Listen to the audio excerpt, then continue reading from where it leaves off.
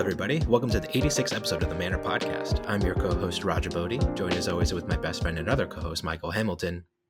Well, that about wraps it up for this week. Always remember, mind your manners. Thanks for watching, everybody. You playing some Batro, however you say that over there. What, huh? We got a podcast to do. I know it's we're approaching the Pro Tour and it's kind of oh, I did not close my door. I got a Misty. Yeah, you go tend to Misty. We did the podcast recording. Okay. You play Batro.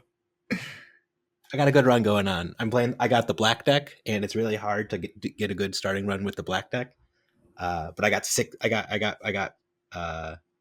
good jokers in my opener, so I got some good stuff going on here. Wait, 6 good jokers? I thought you could only have 5 jokers. Yeah, but with the black deck, you get to go up to 6 jokers, but you get one less hand play per round. So that's why it's really hard to get going at the start, because all your opening rounds are really hard. But then once you get your 6th joker, the run really starts cooking. So yeah, you also get less interest, right? Or not interest, less money for having less hands. Yeah, that's the thing. So I got some jokers that give me more money, and then some jokers that give me more malt, and then Mm-hmm. Okay, so are we still doing a podcast? Do I have to? I mean, technically no. Technically no. Okay, I'll play more Batro later. Unlucky.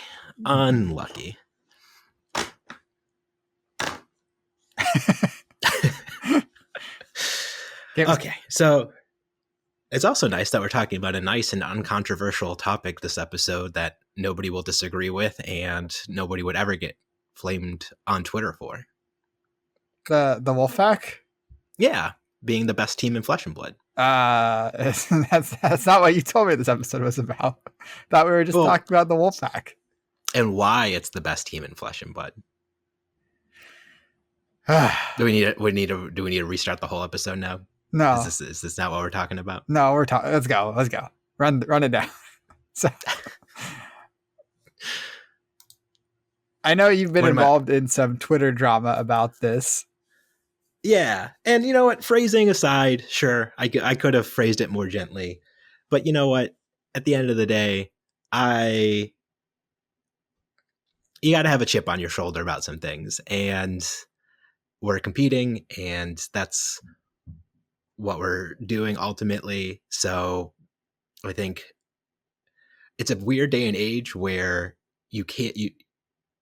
good players are just expected to be humble at all times. And I feel like any sign of showing any amount of ego is really frowned upon at all times. Like, you're never allowed to be super proud of your accomplishments. And you and Brody Spurlock and Michael Fung and anybody else on the team that's had a lot of really good accomplishments, been very humble and gracious in victory. But I don't want to be great. You guys can be gracious, but I want to hype you up. That's kind of like what I like to do. I like being your ego you should be proud of these accomplishments, and it means something to be really good and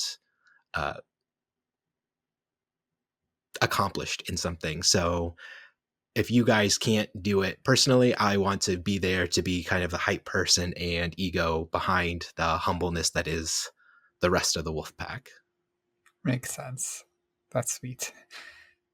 So this all started when LSS released their roundtable discussion about what to look out for at the Pro Tour, what's going on, right? And they talked about teams to keep an eye on, and they talked about Blue Pitch, and Blue Pitch is really good. They kind of crushed us at Worlds. That's not what they said. If that's what they said, none of this would ever be happening, because that's fine. You can show a spotlight on a different team. I'm all for that.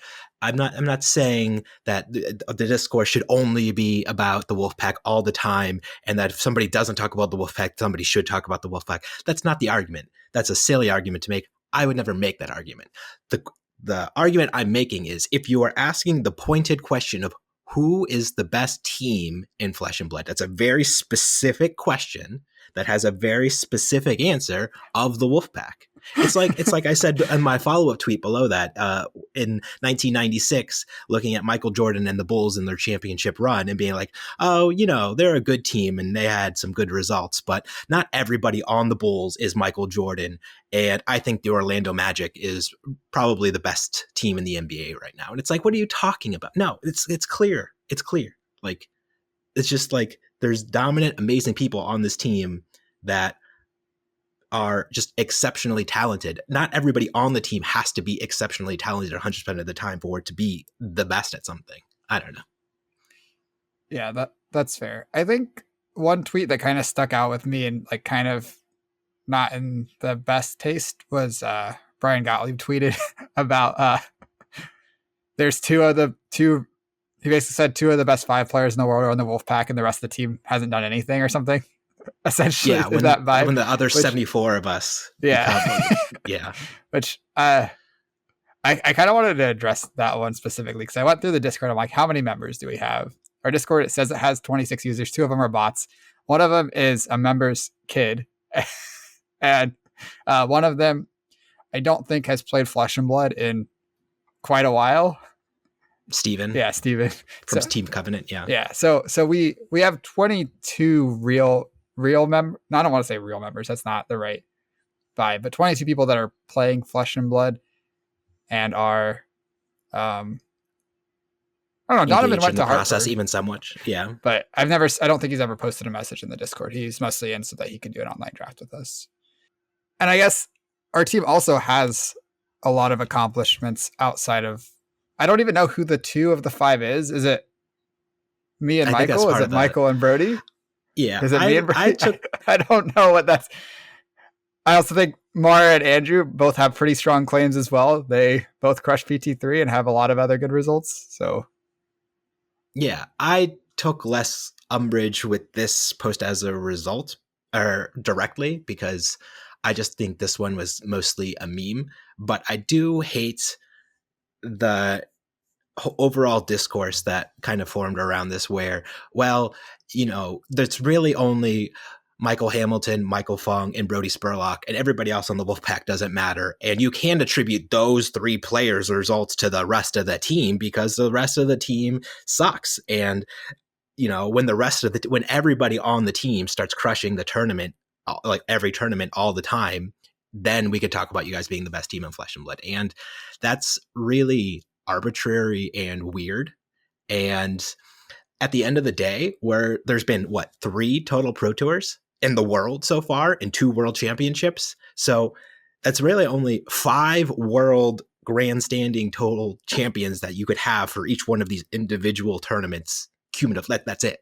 Like you can't have everybody on the team having won or, top 8'd a Pro Tour or worlds at this point because it's just not, there haven't been enough tournaments. And basically what I consider the Wolfpack to be is the equivalent to there was a pro testing team at Magic the Gathering called the Pantheon.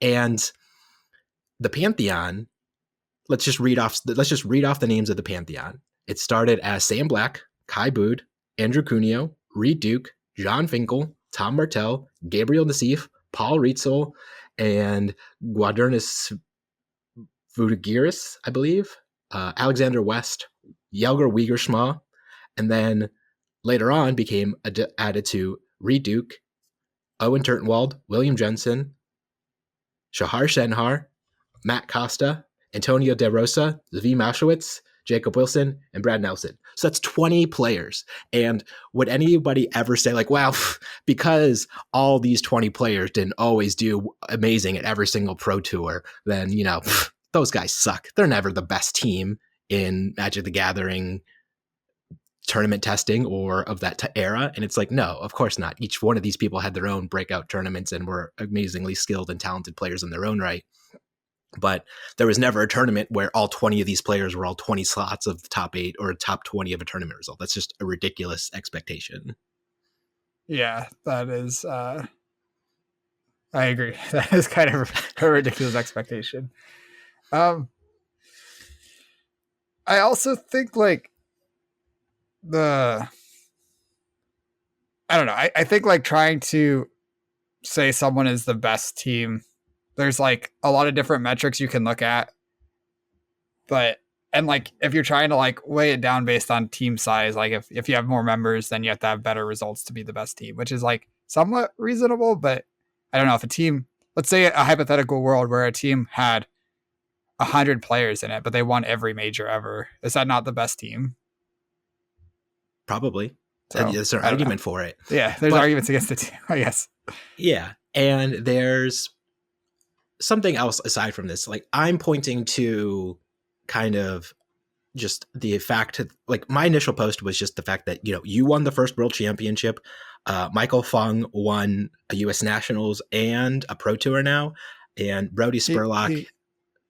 Oh no, Michael Fung got Michael Fung second at has the not won first U.S. U.S. National. Nationals. He didn't Yeah. win, so we don't actually even have a U.S. Nationals winner on the team. So I'm just wrong I, about that. hey, I won U.S. Oh yeah, you Nationals did. with That's right. Icelander.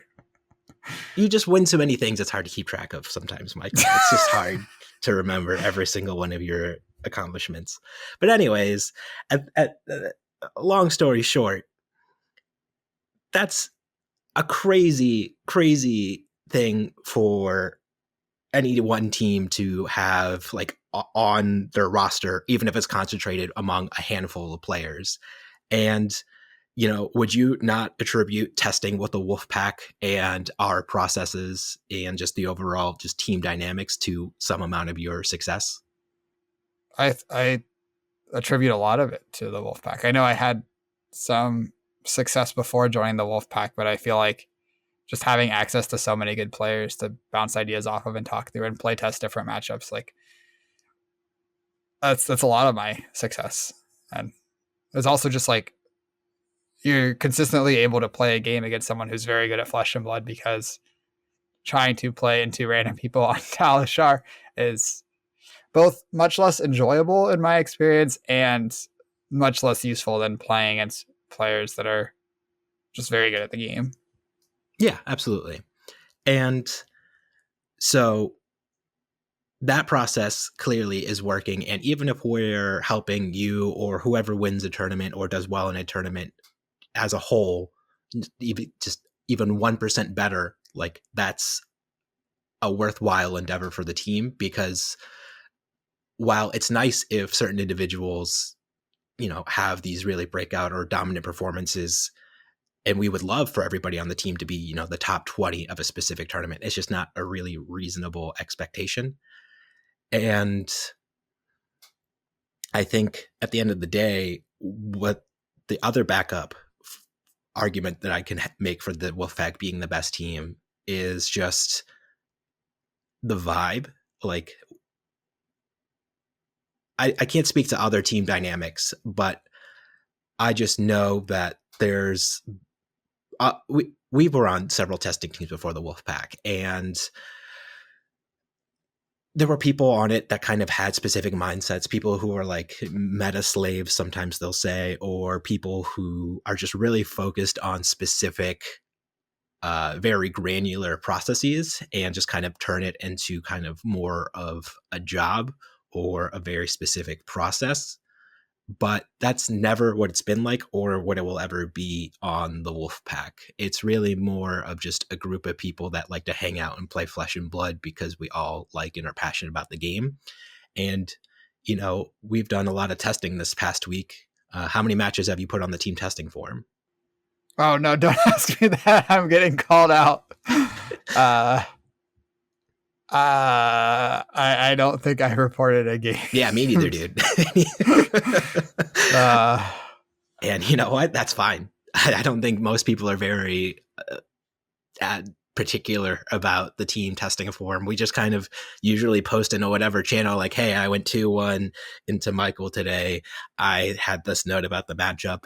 And if you're interested, we could talk more about it. And sometimes people are interested. And sometimes you're on Bolton and you just are talking into the void and nobody cares. But you know what? That's fine, because people should just do whatever they're interested and engaged with. They don't necessarily all have to be locked into whatever we think is like the specific team deck or whatever. Yeah. I think the best part about like the talking into the void thing is a lot of the time, like I'll be like, okay, I want to work on this hero, and I'll go back and just like read through the last few months of like messages in that channel, and I'll be like, okay, I get it. I learned a lot of things, and that's just like a really useful resource that we're kind of like building up, even when we're just talking into the void. Yeah, absolutely. Like there have been times where I wanted to play like I guess I was getting into specifics, but I probably shouldn't do that because the Pro Tour is coming up, and I don't want to talk about decks I've cycled through on the Pro Tour that weren't Bolton for a while. But I've had very similar experiences and have definitely learned a lot through those types of conversations as well. And if one day somebody on the team, aside from me, wants to learn how to play Raid in Bolton, there are lots of shouts into the void from me there. One last comment on the best team discussion. We since we kind of just jumped into that. Um, Alex from the Fabled Academy actually did an interview with me and Brody about what it means to be the best team, what we think is the best team, and a lot of questions like that. And I just wanted to shout out that video because I think it's like a pretty good discussion on at least my opinion on it. How I think like I personally think the Wolfpack is the best team for me, at least the team that I would want to be on the most. And that's basically what I said in the video. Like you can have whatever dynamics and criteria for rating the best team, but I love all the guys on the Wolfpack, everyone on the Wolfpack, not all guys, everyone on the Wolfpack, and it just feels like a big family almost. And I think that's like part of the vibe. It's like very, and I say family in a good way, not like fighting on the holidays kind of thing. That's never been my family experience, I guess, but That was my family experience, but not my current family experience or the Wolfpack family experience. So, life gets better. But yeah, I think there's been a handful of drama over the 2 years we've been on the team now for this point, year and a half, 2 years. It's been a long time.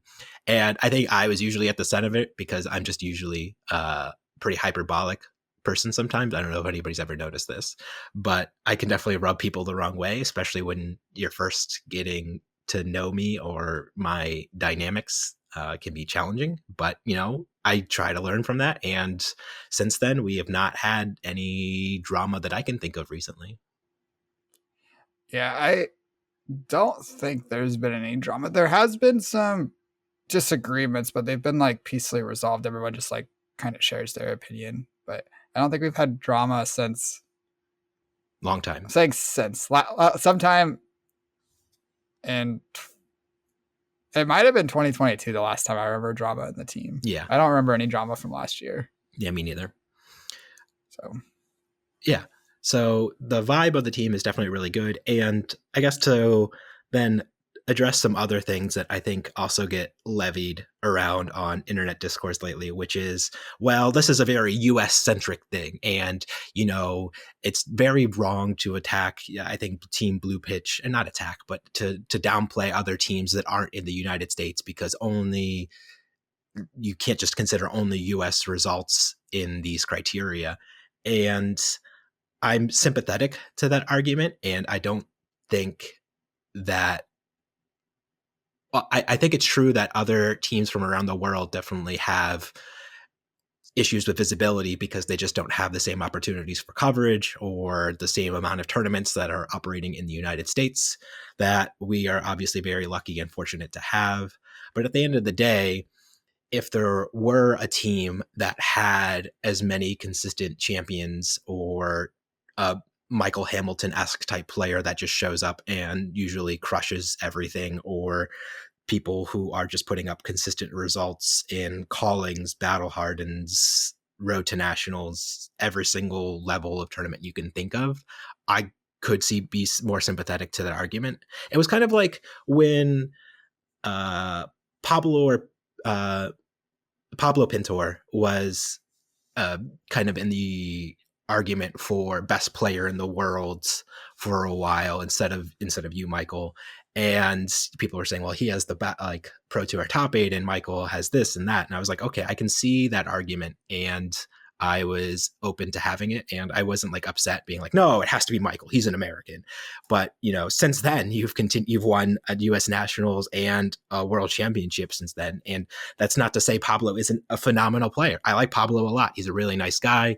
I enjoy hanging out with him. I think he's amazing at Flesh and Blood. But at the end of the day, when you're talking about the best at something, like the actual pinnacle, very tippy top of the mountain, there can only be that the one. Like, you can't be like, oh, okay, cool, like we're both the best, you're both my best friend, you're both the best player in the world, everybody's the best team in the world. It's like, it doesn't, like, we're competing. Like, this is a competitive natured endeavor that we're going on, and that's just going to create these different measures of success, I guess.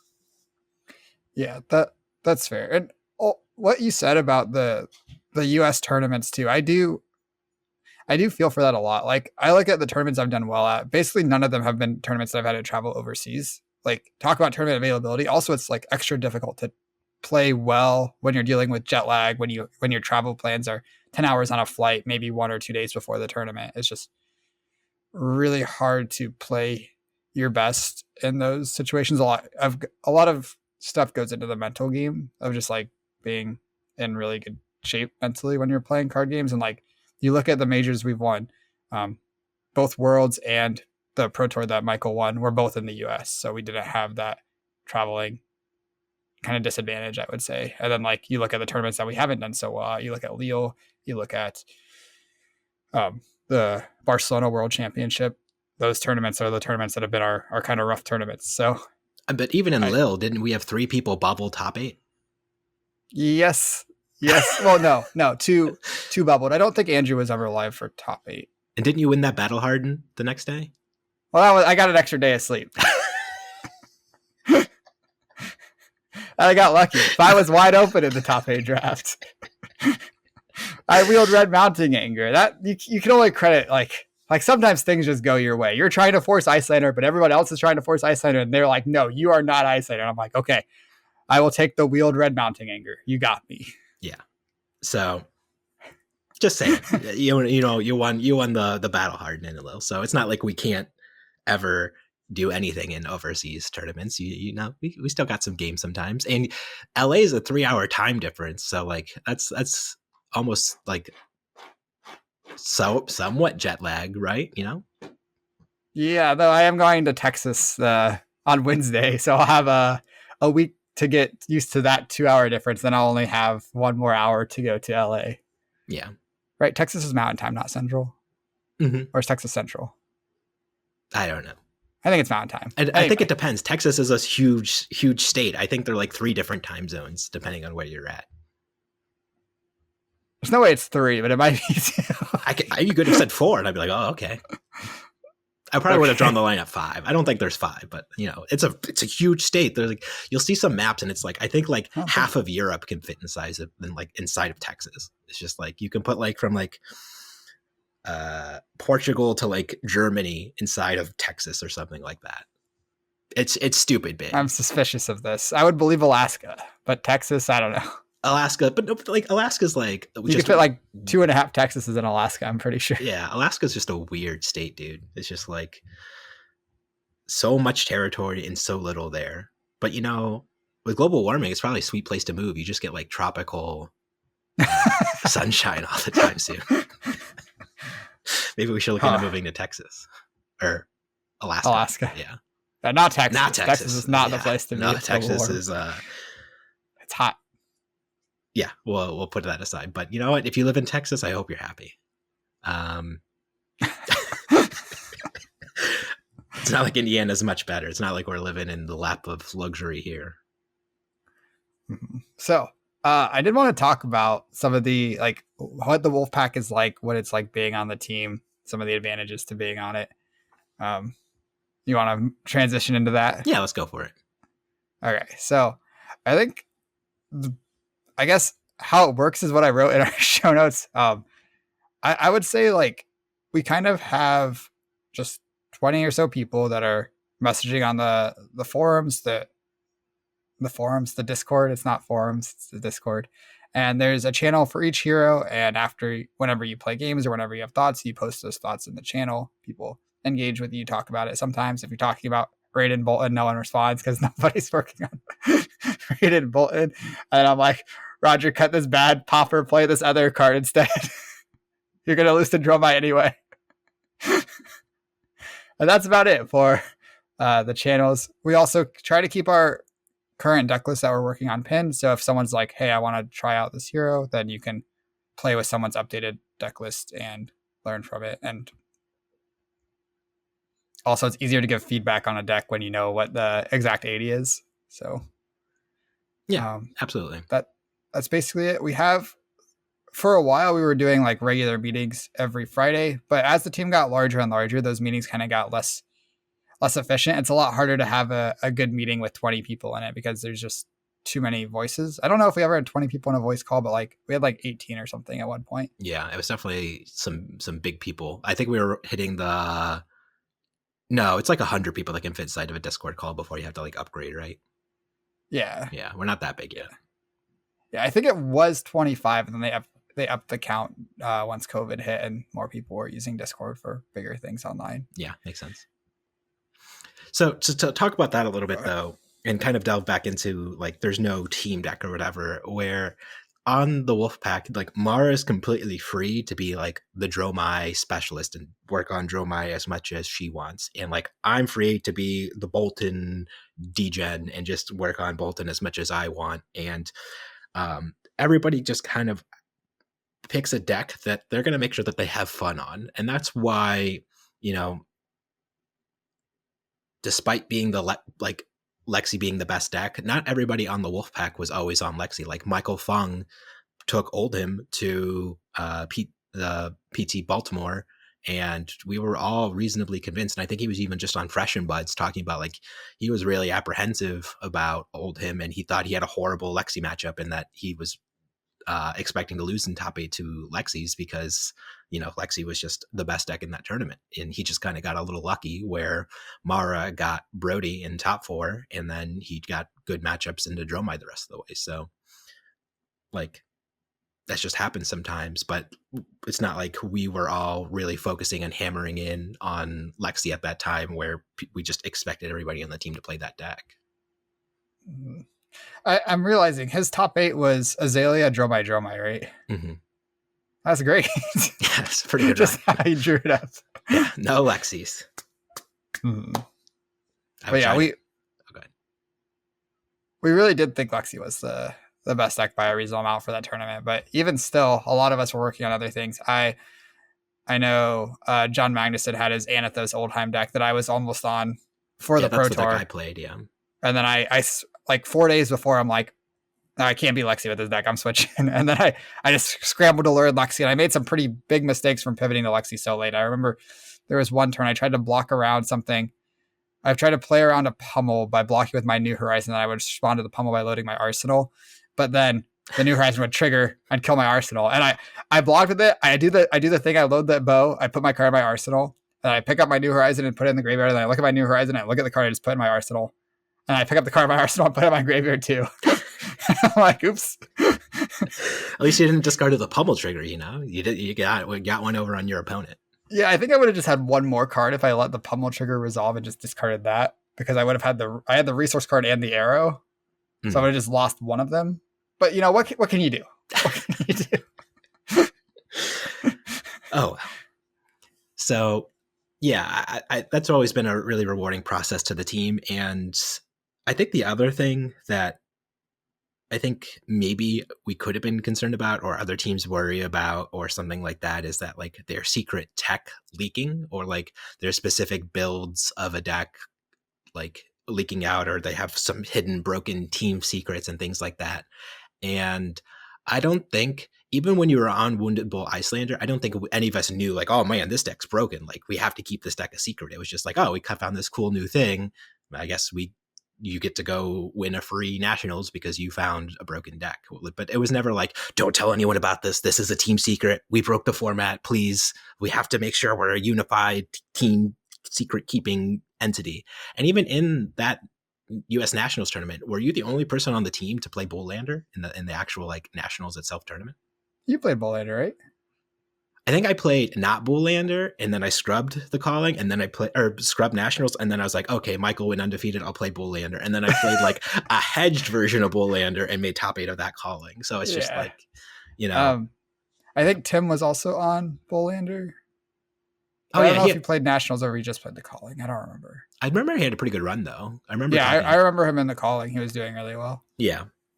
So, but that's just something we just don't worry about on the team necessarily, and I think that just really speaks to just kind of like the vibe overall, where like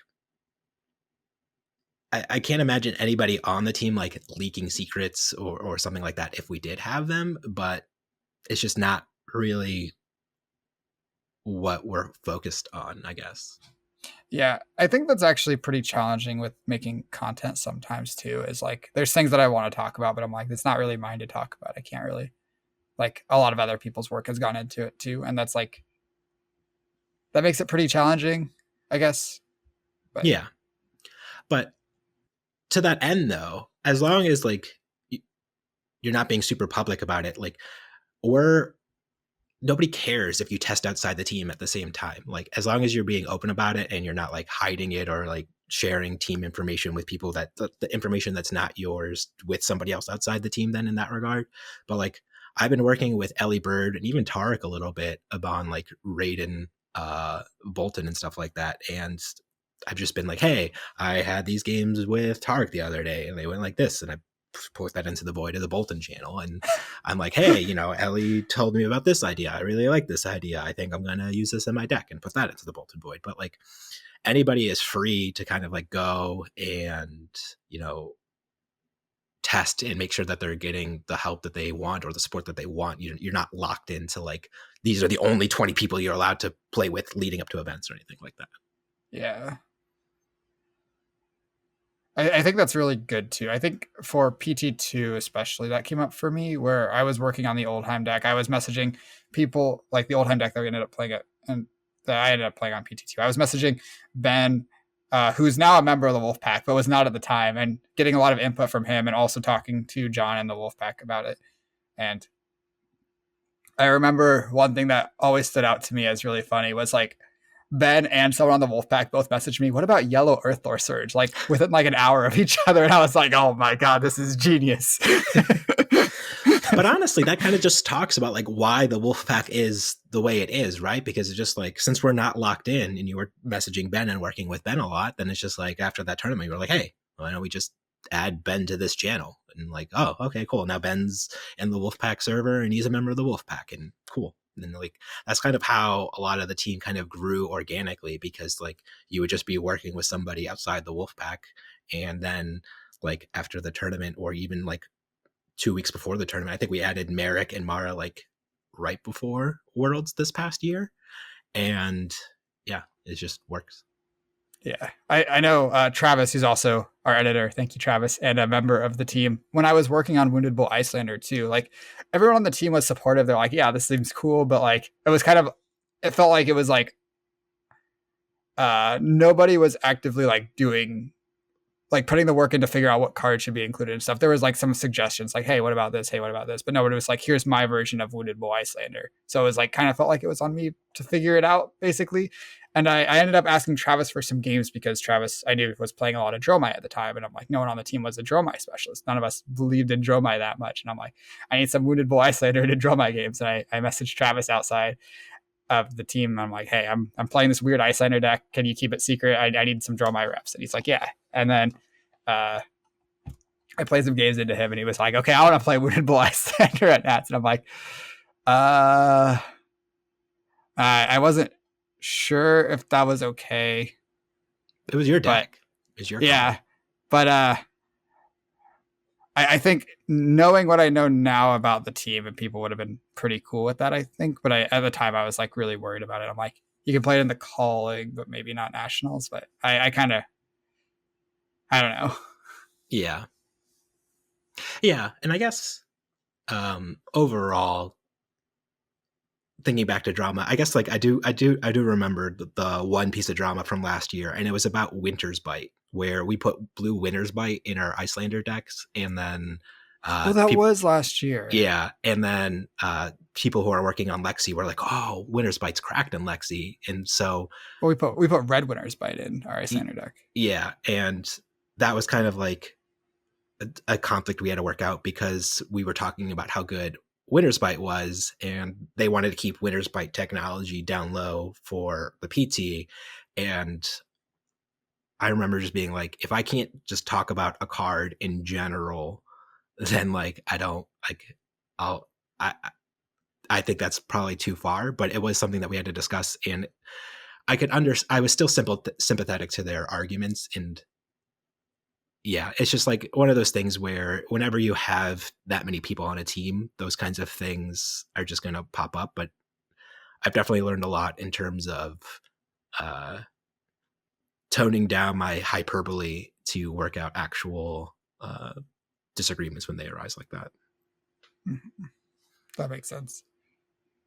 And honestly, there are people on the team that still are super hyperbolic, like myself sometimes, and then like, I'm like, that hyperbole is rubbing me a little the wrong way. Maybe I should tone down my hyperbole so I don't rub other people the wrong way.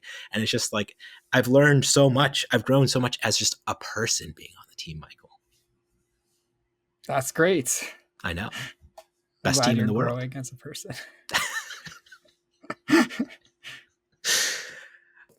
We kind of talked a lot about it already in parts, but I guess I would push back on the organized part of organized testing team. I guess we're definitely a testing team, but as we kind of talked about earlier with not updating the form as well as we should have and reporting our matches as well as we should, and just kind of like, there's no like, okay, practice is at 8 a.m. every day, be there. It's just not really that kind of organization. It's more like, hey, if you have some free time, let's like post that you're interested in getting some games, and then if somebody else has some free time, they'll hang out and get some games with you. Or if you just want to hang out in the channel and watch some games while you're working on your stupid spreadsheet for your job, cool, do that. And if you are busy and you have some life events coming up, then you need to take some time away, cool, we'll be here when you get back. And that's really more than what, like, it's more of the team than it is the organized testing, I guess. Yeah, that's fair. There is like people schedule things, but it's more like, hey, do you want to do this thing tomorrow? Do you want to do this thing Wednesday? Whatever. Yeah.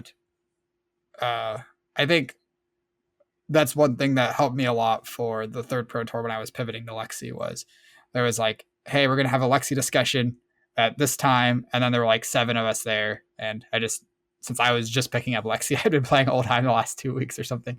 I was like, I will take all the notes, come to this meeting and pick up so many things. And we do that both for specific heroes and constructed. Also, we've done that for limited meetings where we'll meet up and talk about, we'll have a scheduled thing to meet up and talk about like how to draft X hero or pick orders for X hero.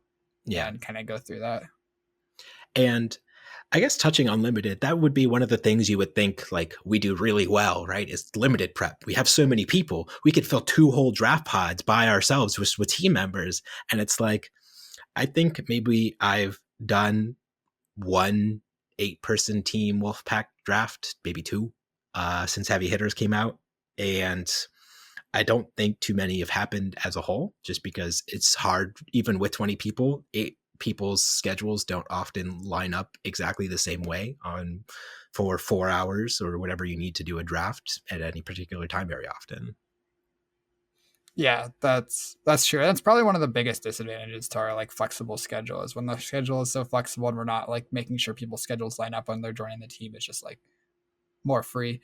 Then for draft, it's just going to be very hard to get 8 people together to draft at a specific time. But we've had a lot of situations where we'll have like 3 to 5 people or 3 to 6 people that want to draft, and they all go hop in the same Runaways queue, and we just draft with a few other people.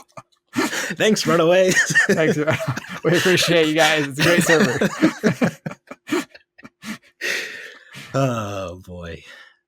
that being said, like, and like, we're friends with a lot of the members of the Runaways. Like, I like and respect a lot of the people on that team. Like, I don't think, like, I when I say, I think the connotation that can come off a lot too, if like you say you're the best at something, which I guess is tautologically true, is like you're saying like, well, you're better than them, and like you think that you're in a position of superiority because of that, and like that's not really what I think of, or that's not the perspective that I have in mind when I say that we're the best team in Flesh and Blood. I don't think that we're necessarily then better, or that like people are like beneath us, and that everybody should look up at the Wolfpack and be an like, I just think that our talent and skills are just usually a cut above what other people are doing, but that's a very thin margin at this point in time. Like I said, there's only been 5 major world tournaments at this point in time, and that can change. You know, another team could start popping off and showing us what's up.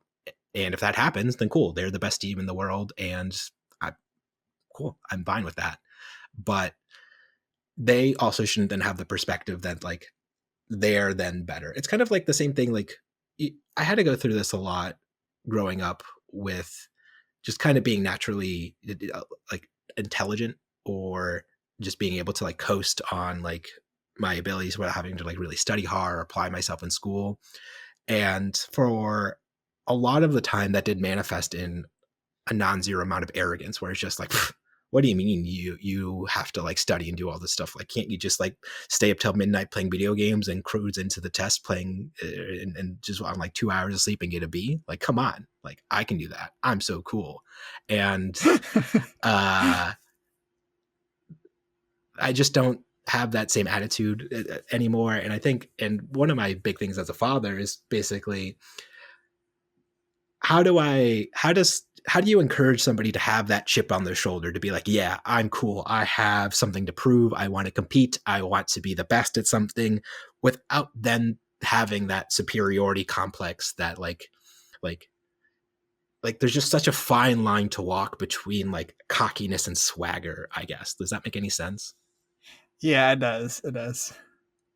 And it's something that I've always struggled with, and probably I don't want to say always will, but yeah, it's just hard.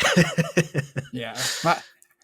You see my approach is just stay away from all of it. I'm just like, I'm just going to show up and play some cards. I'm a casual Flesh and Blood player now, you see. Just here to have fun. Yeah, that's fair. And that is definitely a way you can live your life and handle things. But I guess like, let's get into this then. Like, what drives you to compete then? Like, why even show up to the tournaments and try to win? Is it just the money, or is it just like, you just like, what about the process do you actually like then? So ever since I found out about tournaments for large amounts of money, my I guess I was very interested in just like winning money, supporting my life by playing games, basically.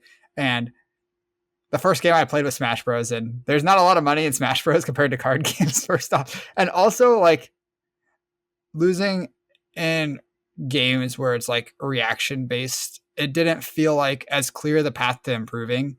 And dropping combos was also like kind of frustrating. But like moving to card games, every time I lose in a card game, I'm like, either my deck was bad or I made mistakes or I got unlucky, but getting unlucky is going to happen. And I think like the amount of variance that is in card games is generally, especially Flesh and Blood, is less than people make it out to be. And I think that's actually true for Magic too. Even like Magic is reasonably higher variance than Flesh and Blood. At least it was.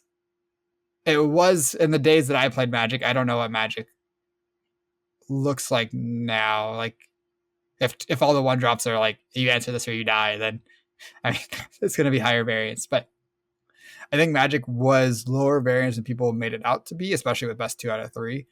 And then I think like if you are the best or even very good at something, then you can make a comfortable living by doing that thing.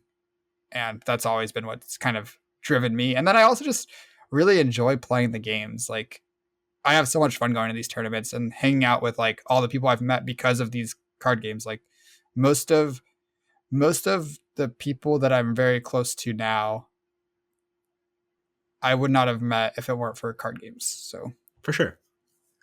And that's really interesting because that's not really why I compete. And I don't think that's why a lot of people compete in specifically Flesh and Blood, because there's always the old adage, if you're playing Flesh and Blood or Magic for the money, like there are better things to be doing with your time.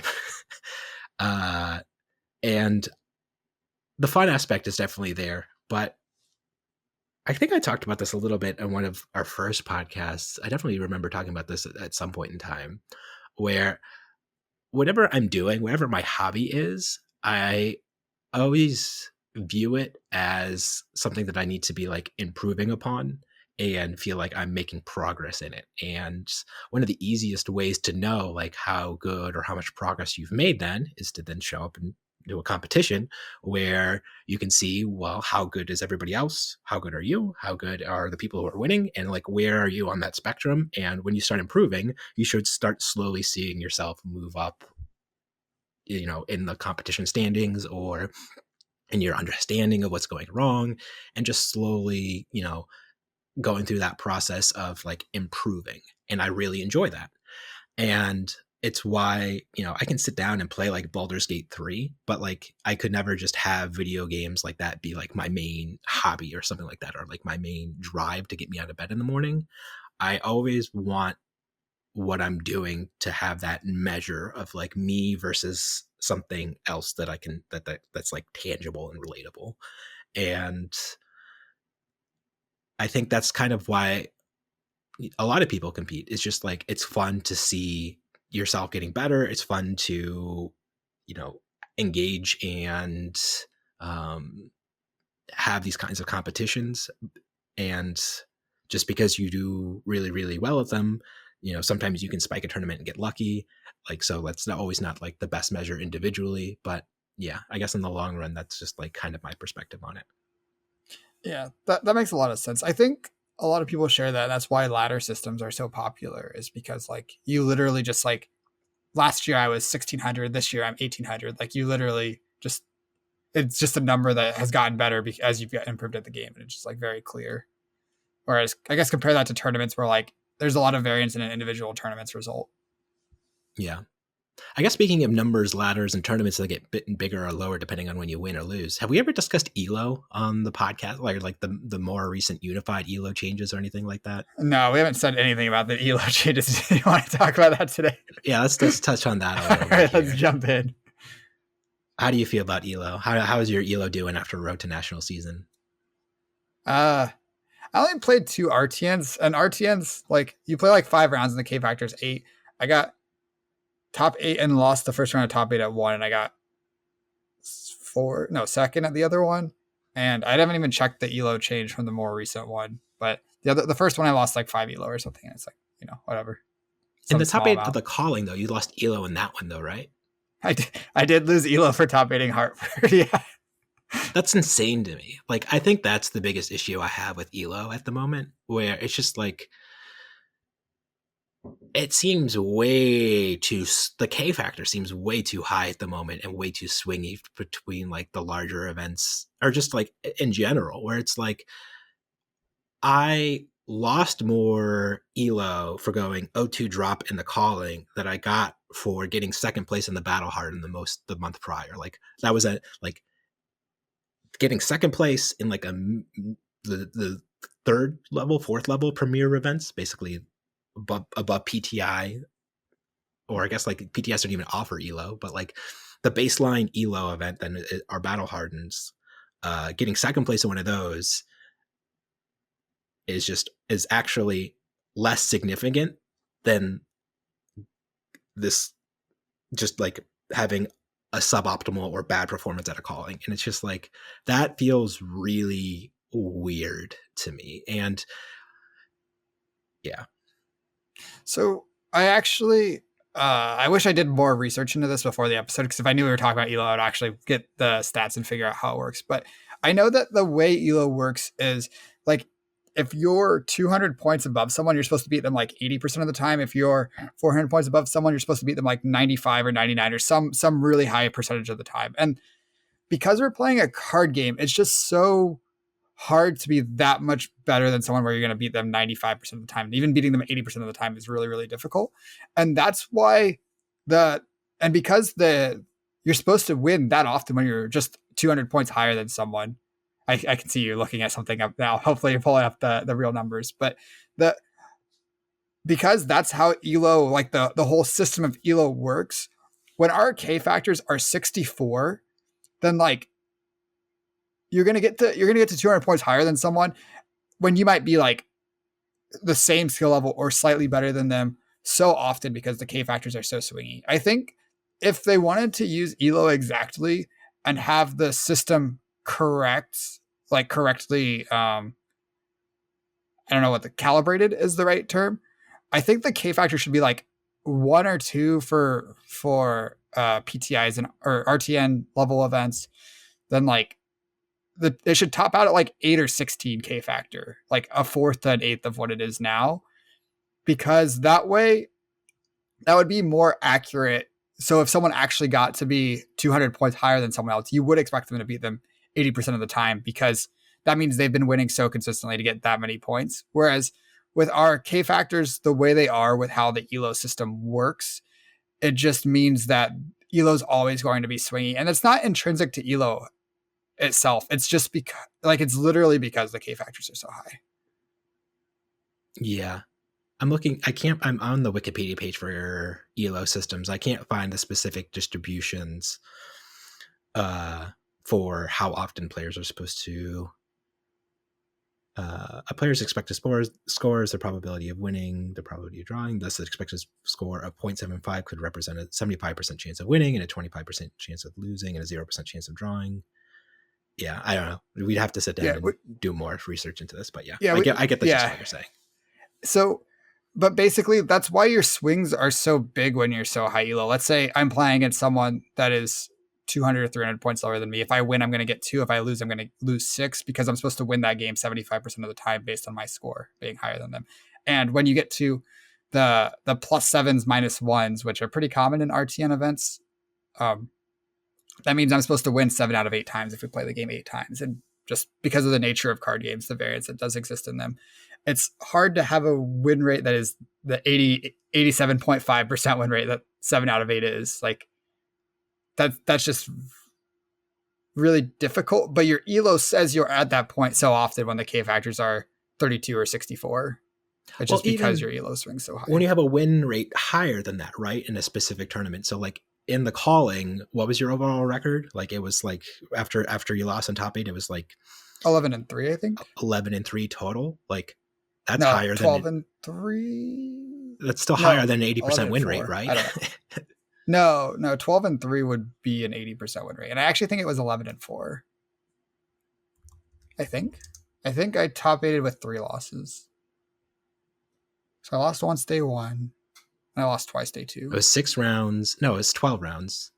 It was 8 rounds day 1, 6 rounds day 2. So 14. So 14 rounds, and then the top 8 is the 15th round when I lost. So I went 11-4. Okay. So yeah, you had a 74% win rate. I guess that just shows why you lost so much ELO then, you know? If only you won one more match. Because my ELO is so high, I'm expected to win more than 70% of my games. But like, I think I just think the ELO is if they wanted the ELO to be accurate and representative, then the K factor needs to be significantly lower. But I think they don't mind the big swingy things. I don't think they're trying to be like I don't think ELO is supposed to say who's. I mean, it's kind of supposed to say who's the best, but like right now, what it says is who's done well at the recent events. Because if you like both the years after the world champion, who won the world champion was number 1 in the ELO boards. I think it's very basically after every pro tour, except PT3, the person that won was first. I think Michael Fung was not first after he won his pro tour, but every other pro tour, it's been the case where whoever won was first afterwards. Pablo was first and Matt Folks was first. And that's just because it's so swiggy. It's not like the K factors are so high. That player may that, I don't know. It just, you get so many points for these events, and it's not truly reflective of what your expected win rate into the field is. It's just because, or it's because the K factor is so high. What do you think about the combined elo at the moment now between limited and constructed? Did you prefer it bifurcated, or do you like it singular?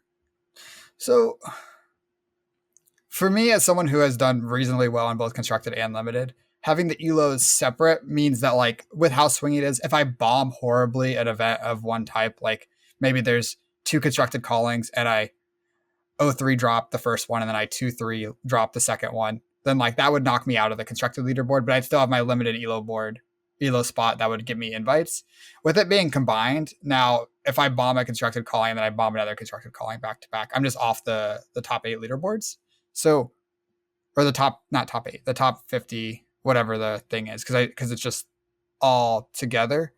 And that kind of that kind of sucks, but I think that's more a factor of it being so swingy than the issue of it being they're both combined. It's just like, now if I have 2 bad tournaments in a row with how swingy elo is, I'll probably be off the leaderboards. But like, honestly, that's what's a complaint, a first world problem thing where I think ultimately if their goal is just to know who's doing well at Flesh and Blood events, then combining it is fine. Yeah, I guess my issue was that I understand it's different now, but back when it was separated, since there was the calling in 2021, 2022 for limited, and that was like one of the first opportunities in the United States to get like limited elo. And then after that, the only way to get limited elo was in Pro Tours, Nationals, or the Worlds, and that was it. And it's like, that's not great. Just because how can you really know what somebody's performance was in limited when there's so few opportunities to really gain that elo system? And I think that still kind of holds true, where basically just the lack of limited opportunities to gain elo just makes that system awkward. I guess it's less awkward now that it's just always just one unified elo, because there's no distinguishing difference between the two. But that was always kind of something that rubbed me the wrong way. Yeah, it also, like, even if you were queued for the Pro Tour, like, you're gonna do one draft if you don't day 2. Is one draft really gonna give a good idea of where your limited elo should be? Yeah, I was like top 50 after having my top 16 finish in Cincinnati or whatever, and then like I played in like 2 or 3 premier level events, like either 2 nationals or I think it was 2 nationals and 1 Pro Tour. Leon nationals. Yeah, or was it 1 nationals and 1 Pro Tour? I don't know. You played both nationals, right? Yeah. It was then 3 nationals, and then I was 2 nationals and a Pro Tour. 2 nationals and a Pro Tour. I was basically at 1500 again.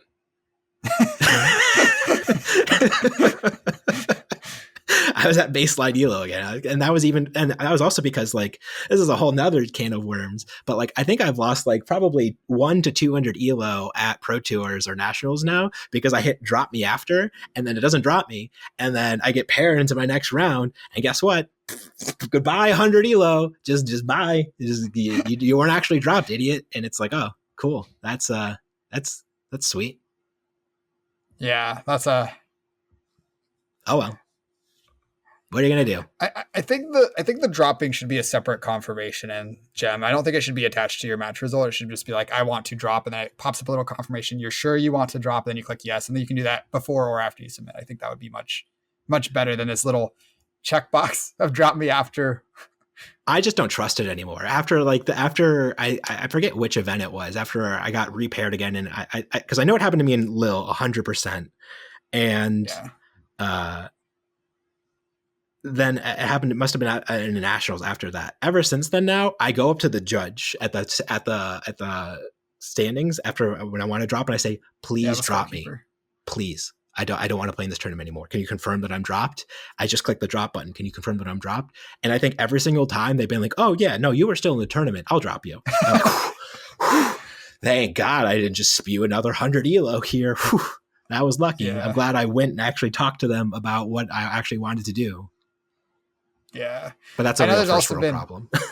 there's also been stories of the other direction too, where someone either didn't mean to or Yeah, Caleb some or Majin Bay. Majin Bay, yeah. In the last Hartford. nationals. Hartford, or yeah, it was the limited calling where he was dropped somehow, and they were like, "Sorry, you just get a round loss now," which He got I stuck into that get. battle hard the next day, which is at least he has a good story out of it. But like, yeah, that Yeah, sucks. and because there's not much you can do about it, because like otherwise it just incentivizes backers where it's just like, oh, drop, and then it's just like, oh, well, like, what do you? Are you going to repair the whole tournament? No. Are you going to give them a win? Well, then it's like that's not cool. So it's Yeah. just a really shitty thing that just is going to be a part of the system sometimes, I think. And that I don't think it should be. I think that's kind of why I'm advocating for it not to be a little check mark in your gem reporting. It should be a separate button that you click at any time. That's like, I want to drop from this event. You click it and a confirmation comes up and it's like, are you sure you want to drop from the That's tournament? fair. And you just click yes. And then like that can't happen. You can't really like you can't accidentally do that, but it's much less likely than like you accidentally took this check mark. Yeah. You know what we could do? You remember the good old fashioned match slips? Remember paper match slips? That was for the boomer days. Can you sign my match slip, please? And it was always the most awkward thing in the world because like sometimes you get a really salty opponent and you'd have like the match slip in front of them and you'd just be like sitting there like, when are they going to sign the match slip? But like you're not going to be. It was. Yeah. I don't miss it, but I remember it was at least surefire way to get things right. Yeah. Maybe not surefire way, but a better way to get things right, I guess. I don't know. I think there's also like a lot of logistical like extra work on the judge staff to like have someone actually just typing in each result from each of the match slips instead of just like when we can just input it ourselves on our phones. Yeah, that's fair. Tournaments are hard. Flesh and blood's hard. At big events, there's judges whose whole job was just like inputting the different each of the little sheets they had to type it in. Yeah. Oh well. Any final thoughts then about Evo, teams, life? Anything you want to touch on before we sign off then? Well, this discussion kind of drifted a little bit from the team topic that was originally planned. Kind of I guess that's kind of just how our podcast is. We just kind of talk about things we want to talk about in the flesh and blood world. I do think there are a lot of small fixes they could do to, I don't know, ELO's like, I think the current ELO system has a lot of problems, and I think small adjustments would fix some of them, but I also think that ELO is probably not the best way to determine who should be invited to events. That's fair. Yeah, I agree. I don't know what the perfect solution is. A lot of people point to the old Pro Tour, Pro Point system thing where it's just like, I don't know. Sure, whatever. Maybe one day they can do that. But for right now, the system is what it is. I don't ultimately hate it too much. I don't hate it at all. I'm just kind of ambivalent about it, where it's just like, it is what it is. Like, sure, you'll have swingy ELO and you just kind of have to ride it out, but we'll see. Yeah, I really like trying to design what best possible systems would be, or really like better systems would be. I always like improving things. And I think that's either lowering the K factor or moving to something like a pro point system, something like that would probably make things feel better for players. So I hope I hope they make improvements. I think there's been a lot of medium to negative feedback about it. And I don't think anyone's like, yeah, I love how ELO works right now. So well, the next time you're losing ELO on your O2 drop from a calling, always remember, mind your manners. Thanks for watching.